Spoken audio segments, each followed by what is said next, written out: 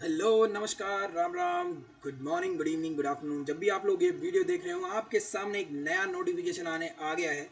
IB intelligence bureau, जी हाँ, ये एक सेंट्रल लेवल की जॉब है। IBACIO 2025-26, क्योंकि इसका एग्ज़ाम मेरे हिसाब से सारा प्रोसेस जो होने वाला है वो 2026 तक तो हो ही जाएगा कंप्लीट। मतलब कि एक सुनहरा मौका है भाई साहब, एक सुनहरा मौका है कि जहाँ पे आप अपॉर्चुनिटी ऐसी है कि आप एग्ज़ाम दे के नौकरी लेके 2026 में एक बहुत ही बेहतरीन प्रेस्टिजियस जॉब जिसे कहते हैं वो ले सकते हो। तो आज हम बात करेंगे डिटेल्ड नोटिफिकेशन। इसका शॉर्ट नोटिस जो है वो काफ़ी दिन, एक दो हफ्ते पहले ही आ गया था। अब आज जो है डिटेल्ड नोटिफिकेशन निकला है IBACIO। और चलिए देखते हैं फिर क्या नोटिफिकेशन है, कैसी क्या क्या डिटेल्ड में हम सारी चीज़ें समझेंगे। एक एक चीज़, जिस तरीके से आपको फॉर्म भरना है, क्या करना है, सारा सब कुछ यहाँ पे आपको बताया जाएगा और आप भर सकते हैं बहुत ही अच्छी तरीके से। और कोई भी डाउट है तो आप कमेंट सेक्शन में बता सकते हैं, ताकि फिर हम आपके और भी डाउट्स को सॉल्व कर सकें। ठीक है, तो चलिए फिर हम नोटिफिकेशन खोल लेते हैं। नोटिफिकेशन क्या है? ये है नोटिफिकेशन आपका। नोटिफिकेशन में हम बात करेंगे, क्या क्या बात करेंगे भाई। अभी बात करते हैं, ये देखो, ये मिनिस्ट्री ऑफ होम अफेयर्स है, गवर्नमेंट ऑफ इंडिया। हाँ जी, बिल्कुल सेंट्रल लेवल की जॉब है बेटा। तो बच्चों, सेंट्रल लेवल की जॉब में इंटेलिजेंस ब्यूरो में मिनिस्ट्री ऑफ होम अफेयर्स में गवर्नमेंट ऑफ इंडिया की तरफ से ACIO का फुल फॉर्म क्या होता है? Assistant central intelligence officer, grade second. भाई बहुत ही बेहतरीन जॉब है। यूँ समझ लो कि ड्रीम वाली जॉब है। मतलब 90,000 80,000 तो सैलरी, 80-90,000 तो सैलरी है।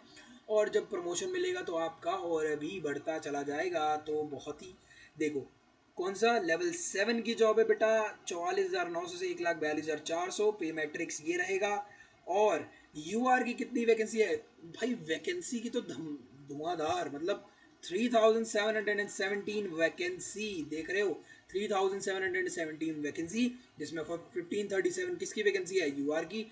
442 EWS, 946 OBC, 566 SC and ST 2026। अब हम देखो, ये नोटिफिकेशन बताने का एक और वो है कि इस चैनल पे आपको स्पेसिफिकली IB से रिलेटेड जो भी एग्ज़ाम में आने वाला है, जैसे मैथ्स, इंग्लिश, GS, रीजनिंग, वो सारे मैं प्रीवियस ईयर पेपर भी लेके आऊँगा। आप इस चीज़ की टेंशन मत लो, प्रीवियस ईयर पेपर भी लेके आऊँगा इसी चीज़ का, ताकि आपको मैं वो प्रीवियस ईयर करा सकूँ। क्योंकि किसी भी एग्ज़ाम के लिए बेटा प्रीवियस ईयर पेपर जो है ना, PYQs बहुत ही इंपॉर्टेंट होते हैं। क्योंकि PYQs अगर आप करके नहीं जाओगे तो आपको एग्ज़ाम में आपको ऐसा लगेगा कि कुछ छूट गया है, हमेशा ऐसा लगेगा कि कुछ छूट गया है।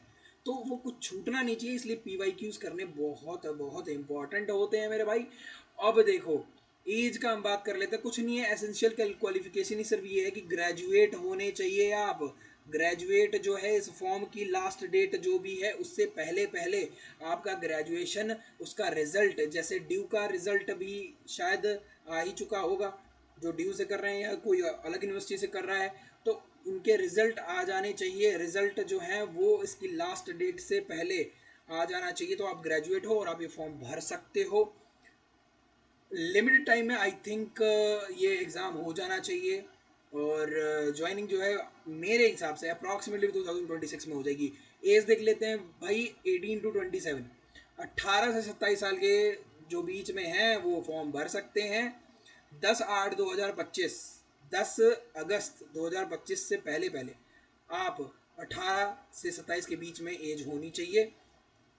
5 ईयर्स किसके लिए? SC/ST के लिए। 3 ईयर्स OBC के लिए क्या है, एज लिमिट रिलैक्सेबल है। उसके बाद अगर अब बात करें, ये सारी चीज़ें तो आपको पता ही होंगी, जो भी डिपार्टमेंट वाले बंदे हैं। ठीक है, ठीक है, ठीक है। PWD, मतलब आपको एक गो थ्रू होना पड़ेगा। बाकी और चीज़ें मैं मोटी मोटी चीज़ें, जो बहुत इंपॉर्टेंट चीज़ें हैं वो सारी मैं चीज़ें आपको बता देता हूँ भाई। क्या है, भाई ऑल इंडिया की वैकेंसी है, तो कहीं भी आपका ट्रांसफ़र हो सकता है IB में। इंटेलिजेंस ब्यूरो में, मिनिस्ट्री ऑफ होम अफेयर्स में, कहीं भी देखो लिखा हुआ therefore the candidates willing to serve anywhere in India only need to apply. जहां आपका ये है कि आपको दिल्ली में ही जॉब करना है तो आप ये अप्लाई ना करें, आपको ये है कि यूपी में ही जॉब करनी है तो आप अप्लाई ना करें। आपका मन है कि भाई नौकरी चाहिए यार, भाई नौकरी ले लो, कहीं भी चले जाओ पर नौकरी जरूर ले लो, ठीक है भाई। इसमें क्या है, तीन चीजें होंगी। आपका क्या क्या होगा, रिटन एग्जाम होगा जिसमें टीयर 1 होगा, टीयर 2 होगा, और फिर इंटरव्यू भी है। टीयर 1 100 मार्क्स का होगा बेटा, वही जो है एसएससी का सिलेबस है, सेम सिलेबस यही मिलेगा आपको, सीजल वाला। करंट अफेयर्स होंगे, जनरल स्टडीज होगी, numerical aptitude, reasoning, logical aptitude, English, ठीक है भाई। 1/4 की नेगेटिव मार्किंग होगी, 5 पार्ट में डिवाइडेड है। मेरे हिसाब से भी 20 क्वेश्चंस जो हैं आपको 20 क्वेश्चन पर पार्ट के मिल जाएंगे। तो ये देखो एसएससी में तो 25 होता है, पर यहाँ पे क्या मिल रहा है आपको, 20 question current affairs, 20 question general studies, 20 question numerical abilities, 20 question reasoning, 20 question English, ठीक है। तो आप ये 100 क्वेश्चन हो गए, 100 क्वेश्चन, 1 मार्क ईच। अगर एक गलत होगा तो 1/4 मतलब 0.25 आपके मार्क्स डिडक्ट हो जाएंगे, ठीक है।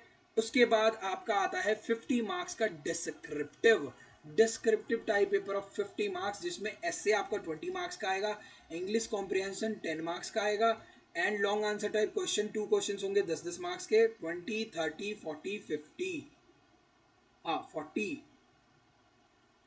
एग्जैक्टली 20 मार्क्स का ही हो गया, 50 हाँ, ठीक है। उसके बाद आपका जो है 100 मार्क्स का जो है वो क्या होगा, इंटरव्यू होगा, साक्षात्कार होगा, ठीक है भैया, समझ गए।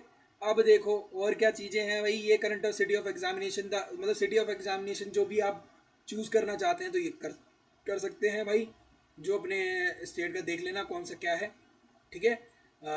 उसके बाद अगर कुछ चीज़ें हैं जो मेरे को आपको बतानी थी, हम जो मतलब एग्ज़ाम की जो तैयारी है ना बेटा, एग्ज़ाम की तैयारी तुम बता टीयर 1 में अगर अच्छा स्कोर करते हो, मतलब कहने का मतलब टीयर 1 में अगर आप बढ़िया स्कोर कर जाते हो, 100 मार्क्स का है भाई, ठीक है। अगर तुम यहाँ पे ही 85-80 खींच लोगे ना, यहाँ खींच लोगे 85-80, तो यूँ समझ लो कि फिर आपको इंटरव्यू के लिए, इंटरव्यू समझ लो आपसे आपको प्रिपेयर करने के लिए बढ़िया रहेगा, क्योंकि वहाँ भी 100 मार्क्स है।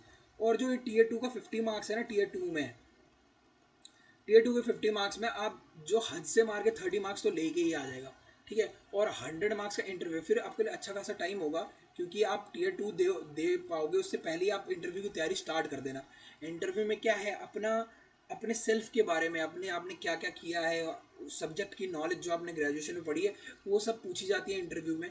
इंटरव्यू में आपके बैकग्राउंड के बारे में, आपने साइंस क्यों ली, मतलब 12th में साइंस ही क्यों ली, या फिर आपने कॉमर्स ही क्यों ली है। उसके बाद आपके नाम, जो आपका नाम है उसका मीनिंग पूछ लेंगे, या फिर आपके बारे में पूरा बायोडाटा आपका पूछेंगे, क्योंकि एक फॉर्म भी PIQ फॉर्म होता है, ठीक है, पर्सनल इंटरव्यू क्वेश्चनायर होता है।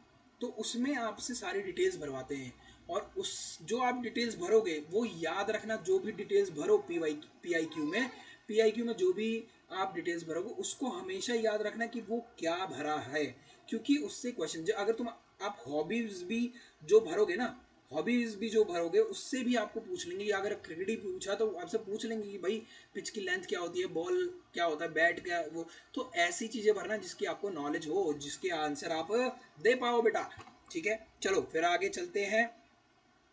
तो भाई ये देखो, ये सिर्फ नाम मात्र के लिए होता है, UR 35% से ऊपर आने चाहिए मार्क्स, ये सिर्फ नाम मात्र के लिए, इसका कोई औचित्य नहीं है, कोई भी इसका वो नहीं है, ये सिर्फ एक बताया गया हर एग्ज़ाम में होता है, बट कट ऑफ तो भाई मेरिट लिस्ट पे ही लगती है, मेरिट पे ही लगती है, ठीक है।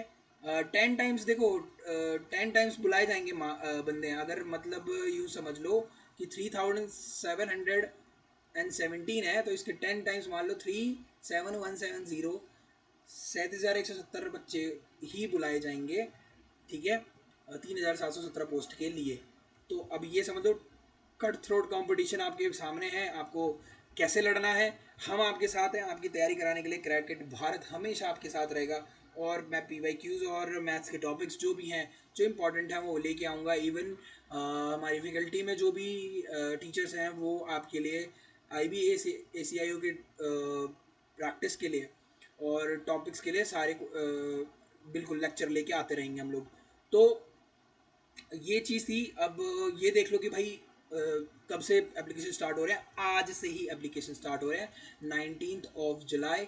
ठीक है, आज से 2025 से आज से एप्लीकेशन स्टार्ट हो रहे हैं। तो आप एक दो दिन रुक के 21 जुलाई तक, मतलब 21 जुलाई को भर लेना फॉर्म, या 22 को भर लेना, एक दो दिन रुक जाना। ठीक है, उसके बाद आखिरी डेट का वेट कोई भी मत करना। 10 अगस्त आखिरी डेट है। उसके बाद लास्ट, अगर मान लो आपने रजिस्ट्रेशन किया और एप्लीकेशन फ़ीस नहीं भरी, तो आप 12 तारीख तक आप एप्लीकेशन फ़ीस भर सकते हो। बट रजिस्ट्रेशन आपको 10 से पहले करना पड़ेगा। बट ये यहाँ पे जाना ही क्यों, आप पहले ही कर लो। इन सब चीज़ों में फंसना ही नहीं है भाई। ठीक है। और इसके अलावा जो है, अगर आप इंस्ट्रक्शंस दे वगैरह दे रखे हैं, बहुत ही सिंपल फॉर्म है, कोई ज़्यादा ताम झमेला नहीं है इसमें, आप आराम से भर सकते हो, कोई दिक्कत नहीं है। ठीक है, इस जो स्टेप रजिस्ट्रेशन वगैरह सब बता रखा है, इसकी कोई ज़रूरत नहीं है। बाकी एक बार हम सिलेबस देखेंगे। देखो भाई, फ़ीस देख लो, फ़ीस कितनी है भाई, 550 रुपीज़ फ़ीस है। किसके लिए? All candidates. ठीक है, male candidates of UR EWS। Okay, ये देख लो, male candidates of UR EWS। ठीक है, it is in zero two examination fees 100 rupees and recruitment processing charges 550 to be paid as under. ठीक है, ऐसे पे करना है भाई। ये तो रिक्रूटमेंट प्रोसेसिंग देखो, कितना कितना ही तगड़ा सीन चला दिया है भाई। पैसे कमाने का जरिया तो बहुत अच्छा है भाई मिनिस्ट्री का। 550 रिक्रूटमेंट प्रोसेसिंग चार्जेस हैं ये 550। वाह भाई वाह, क्या बात है। पहले एसएससी तो भाई 100 ही रुपये लेता था, उसमें तो कोई रिक्रूटमेंट प्रोसेसिंग फीस चार्ज था ही नहीं। अब आप 550 लेने लग गए हो, कोई बात नहीं, बढ़िया भाई। ठीक है, और 100 रुपये आपको एक्स्ट्रा और भी देने पड़ेंगे भैया, क्योंकि आप मेल कैंडिडेट हो of UR EWS and OBC category. Examination fees 100 रुपये है, in addition to recruitment processing charges 550, 650 रुपये आपको पे करने पड़ेंगे। ठीक है, और देखो, SC state candidate, female candidate, दो एक्सेप्ट में हुआ eligible for reservation are exempted from the payment examination. अच्छा, 100 रुपये उनको एग्जाम्प्ट कर दिया, लेकिन उन्हें 550 रुपये तो भरना पड़ेगा, क्योंकि वो है क्या, रिक्रूटमेंट प्रोसेसिंग फीस है भाई। हाँ, वो देनी ही पड़ेगी। वाह भाई वाह, क्या बात है भाई।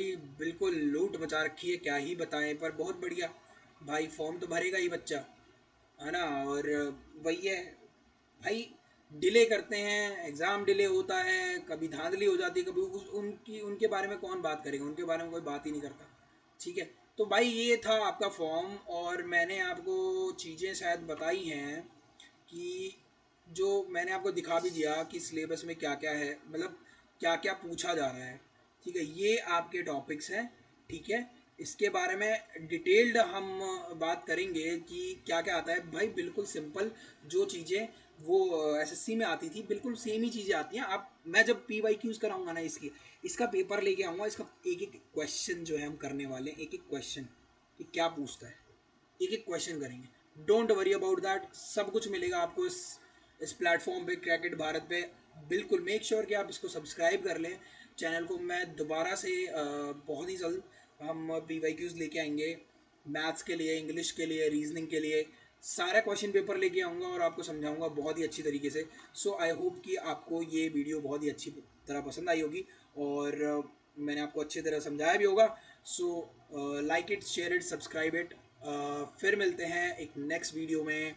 Till then take care, have a great day, और फॉर्म टाइम पे ज़रूर भर लेना। ठीक है, जय हिंद, जय भारत।